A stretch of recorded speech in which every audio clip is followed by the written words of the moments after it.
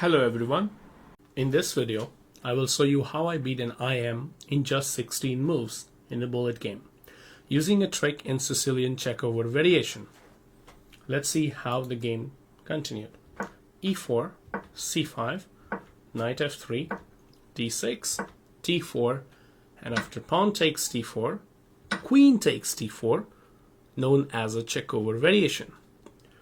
Here my opponent played knight F6, I played E5, knight to C6.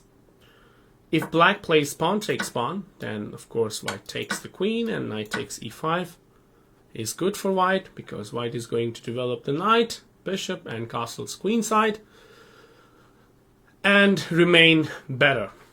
So here my opponent played knight to C6, a better move, bishop to B5, pinning the knight and still keeping the threat on his F6 knight. So here my opponent played a nice move. He came up with an interesting idea. Queen A5 check, and after knight C3, queen takes B5, sacrificing a queen in order to unpin his knight to capture my queen. So knight takes queen, knight takes queen. Here the material is not even because my opponent has captured a bishop already. So I can't go for a fork immediately because then he will also go for the fork. And even if I capture his knight, I'm not up a piece here because he's going to regain this knight back and remain better because of the bishop pair and bunch of pawns in the center. So I decided to not go for a fork but capture his knight. Here my opponent still has two threats to watch out for. One is a fork and another one is to capture the F6 knight. So here he decided to play pawn takes E5, which is a good move because if I go for a fork now, then he can capture the center knight, and in few moves he can also capture the knight in the corner. So he will basically have two knights for a rook, which is a good deal. In this position, if I try to rescue this knight with the move bishop F4, then he has a continuation E5, speeding up a development for a bishop.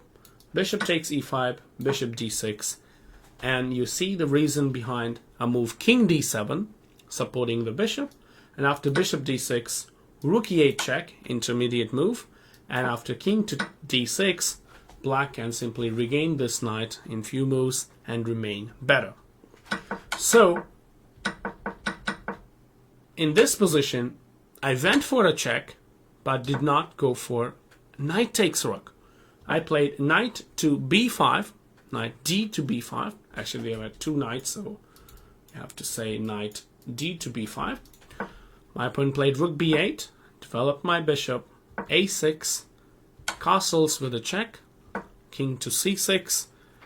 It looks like my knights are discoordinated, but here I came up with a nice idea. Rook G3, called rook lift. My opponent captures the knight. I played rook to C3 check. My opponent has nothing but to play king D6 and then rook H D1 check, and my opponent resigned here, since after knight D5, rook takes D5 is checkmate. Thank you for watching.